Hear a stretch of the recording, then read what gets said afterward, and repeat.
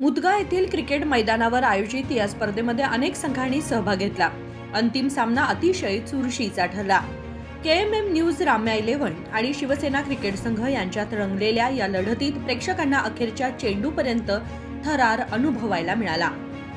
शिवसेना संघाने टॉस जिंकून प्रथम क्षेत्ररक्षण स्वीकारलं.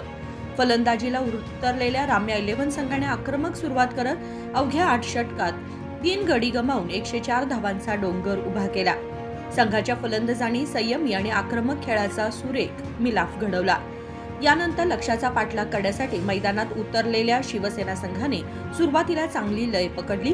मात्र राम्या 11च्या भेदक गोलंदाजी आणि चप्पळ क्षेत्ररक्षणासमोर त्यांचा डाव अलखडला. अखेर 8 षटकांमध्ये शिवसेना संघाला केवळ 83 धावाच करता आल्या आणि सामना 22 धावांनी गमवावा लागला. यासह KMM न्यूज, राम्या 11 संघाने श्री भावकेश्वरी प्रीमियर लीग 2026ची विजेतेपदाची ट्रॉफी अभिमानाने उंचावली. कृष्णा पाटील, KMM मराठी, मुदगा.